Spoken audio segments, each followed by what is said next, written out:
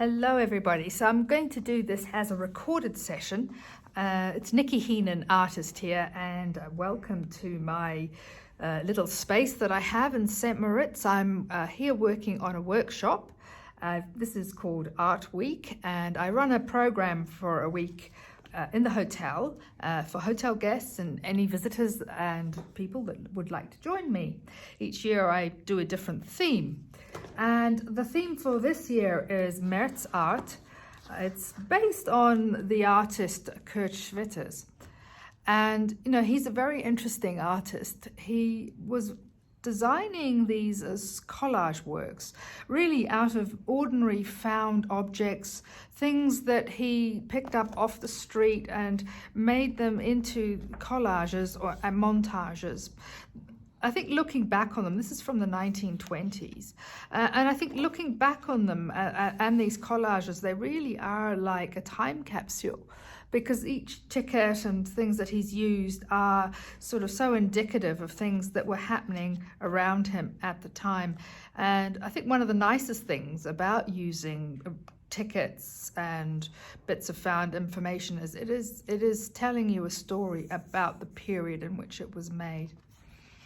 He had some particular ideas in the way he constructed his work, and some of that was to do with the tonality and the colour and what he was using. So a lot of his work is quite earthy colours, and I think that adds to the cohesiveness of the pieces, but he's also using punctuations of quite saturated colour, but never too much, just enough to keep your eye in the picture.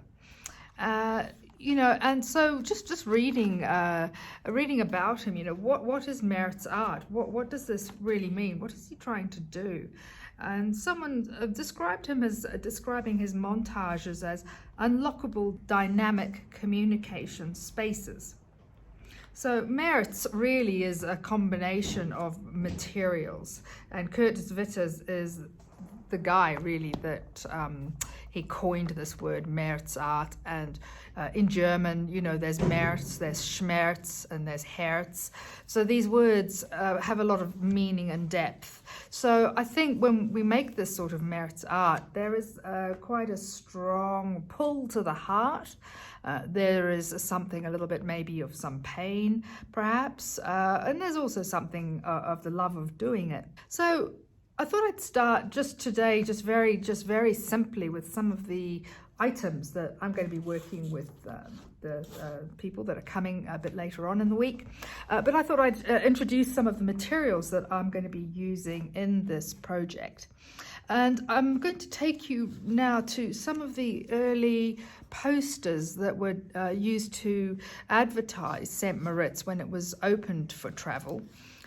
The train sort of came, the access to St. Moritz happened sort of in the early 1900s, very early 1900s, and all of a sudden St. Moritz was open for tourism, and of course it became very, very popular for tourism. People came from all over the world to ski and to be in the mountains. And some of these early posters in a way, just the juxtaposition of the mountains against the aeroplane, I think this is quite an interesting image. You know, we feel so big, really, with the mountains below and flying into Switzerland, but actually there they are. Here are the people. They're right down here at the bottom. So this is an interesting poster, I think. I also quite like the sense of colour in this as well. You know, that there's a lot of the graphic monotonal colour, just punctuated by the saturated red and the blue. But that would probably have been partly due to the printing process as well. Here's another one. This is probably more modern. But we've got a couple of things to look at in this one. Again, you know, there's the sense of the graphic. And I've been teaching, my last program has been photography into painting. So I'm very interested in trying to incorporate this graphic element into design. Really, the sky is one whole shape. And then we have this shape is broken up by the patterns of the shading here, and then we have this other shape. It's really divided into thirds, and each third has a different sort of motif going on, but there is a kind of curvilinear patterning with the skier coming down, with the shadow, with the road as curvilinear, and also the scarf on the lady, and the hat is also curvilinear. This is the little sun sign up here. That's the symbol of St. Moritz. You'll often see that. But I think that would be quite nice for us to think about including in our piece today. Interesting little thing too about the colour, this strong red bounces from the hat to the guy to the little skier up there. It's a really great use of colour. Actually, that's also in the cocktail. Wow. And this one too is really interesting with the road, the zigzag road, road coming down, little village in here. Again, the graphic use of the mountains, but then this strong colour used against that. Blue and the grey with a strong yellow. So really quite interesting, really interesting postcards. So to start with, I've just got little things that I've brought with me that I've been looking at. I have lots of images of the mountains, but I just wanted something very neutral, just a pretty nondescript, but that would just read as a grey tone. I also have some very old maps printed as well that I've brought with me this time. So this is an old map of Graubünden, which is the area where I am at the moment. So St. Moritz is in Graubünden, and it's a canton, and this map is from about 1935, and it just shows you, how all these valleys are really, going up into the mountains. So each train goes up one of these valleys. You go up to Davos or Klosters, and so on and so forth, Poschiavo down this way. Beautiful sort of sense of I don't know. It's like a jigsaw puzzle. I really like old maps, and I quite like the color of this as well. So I've just got some copies for people of this map. I own the original, and so we'll be using that as part of our collage work this week, or our Merz Art work this week. Some other bits and pieces I've picked up on the way, time cards. This is a Swiss time card, probably going back to 1973, this one. But I like the sense of the colour, or that someone actually put this into the time card machine. So it's quite strange, it's being handled. And that has a nice feeling. So a couple of things to sort of look at in what we're doing. So the hotel that I'm in at the moment, this is what it looked like in the 1920s as it was being built. It's quite an early photograph, which I've taken a copy of. And in my photography into painting, I've transferred it onto a card here as well, which I could use as watercolor or something like that. So, but that's a photography into painting, and I might do some more work on this. But I thought it'd be quite interesting to look at that as well, what I can do with those things. Other bits and pieces that I've collected a lot of things. This is my 7th year of coming up here to teach, so I've collected a lot of things over the years. A lot of images. I've taken a lot of photographs.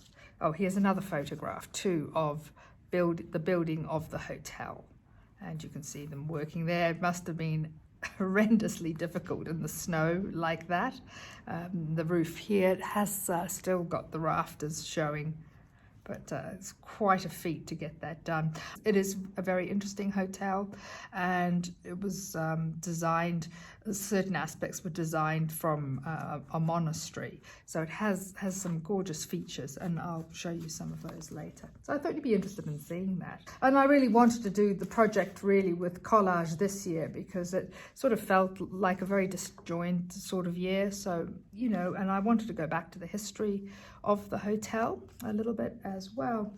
So just looking a little closer then at maybe a design of Kurt Schwitters, and how we can relate to that. Actually, this is the one that really I like this in a sense, because I felt this was sort of like the mountains to me, and a sense of belonging into that space. We really related to that particular artwork.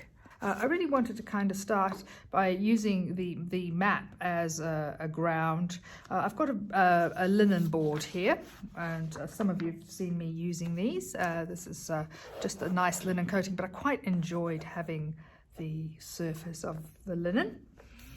And I'm just working on a board here. So maybe just taking the map and not really worrying too much about the design of the map. Maybe just tearing that map. Just sort of thinking of the mountain shape. Now, Giacometti said that every person has their shape. Every person has their mountain shape also.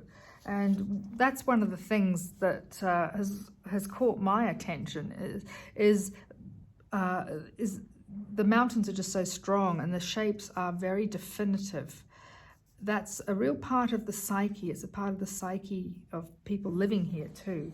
And so that mountain is always there. And so I've just used that as a little bit of a silhouette, really. I'm just going to trim these white bits off. I don't necessarily want those. So let's just think about that design of, how that mountain affects us on the horizon line, and how it feeds into everything. And maybe I'll have the geography behind us a little and bring that in there. I'm just going to lay these in. I'm not going to glue them in just yet. I've got some little dots, and it's quite nice to let lines either follow or come down in a parallel manner. So I might just try that there. And so I'm not really thinking too much about, making pictures per se, but just finding interlocking forms and looking at spatial dynamics, really. And how you use edges too can also be a big part of that. And something really, it doesn't need to be always squared off at the edge either. We could round off, for example.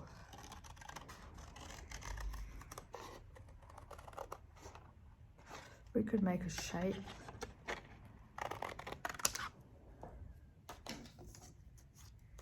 In a sense, a bit like some of the mountains, we can make a shape there too, so that could be interesting.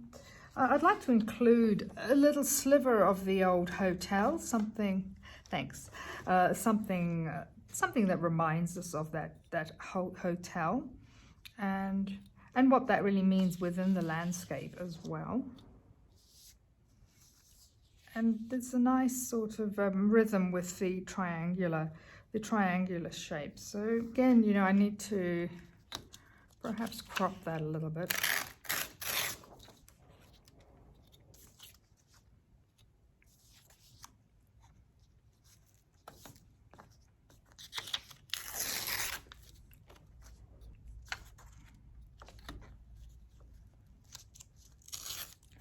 To just isolate a bit of that hotel. And I want it to look like it was a piece of paper or a ticket or something, lying around.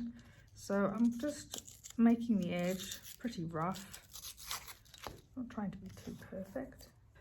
Have that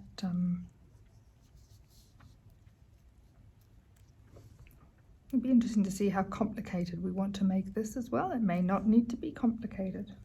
A lot of the work that I'm doing this year is also based on the postcard. That was the theme of the workshop. It's from Behind the Lens, and it's interesting with postcards being sent from all around the world, and how the postcard can tell us a little bit about a place. We just get one tiny little picture, but we feel like we've been to that country, or that we're there in that other country with people. So the postcard was a big part of the reason for this project. And interestingly, the idea of the postcard developed over many years, from the late 1700s, early 1800s in France and Germany. And they decided that they wanted a way to standardize the postcard. How could they post something of a standard size for a certain cost? And what they came up with was a little card that looked like this, actually. And this is a carte postale. And it comes from this is from 1894. And the idea of this standardized card, was that they could also standardize the price. So it was fascinating how they came to decide this. And the place they decided this was in Bern in Switzerland. So that got me thinking about the postcard and maybe developing a series of work based on postcards. And this was sent from Switzerland to Canada in 1894. So yeah, that's a real piece of history there. But I sort of wanted to include things like this into the Merz Art as well, because it was a part of the history of the hotel and the area and the people that have worked here and made it possible. And yeah, a sense of that too. So that's all part of what I'm doing here. And perhaps it would be quite nice to have something of the sign of Graubünden. There we are. My helper's decided she'd like to pop it in there. So, I'm sort of just slowly placing these objects and just getting a feel for how they are on the paper. I also have some beautiful old postage stamps as well, and so they're quite nice to quite nice to use too. Let me see. This is Zurich. I was lucky. I had a lovely day in Zurich when I went past. But it might be something that's used to anchor the piece. And I don't really want to do too much more to that. Sometimes Kurt Schwitters also overlayered his work with different things, and it might be that even using a piece of transparency like so could also be quite interesting to do that. And then I can secure that with, maybe I can just secure it using some sticky dots or something like that until I'm happy with that. But I thought that would be just a nice little introduction into what I'm doing this week and the reasoning behind it. So Nikki Heenan, artist here, and I hope you enjoyed that short introduction into Merz Art.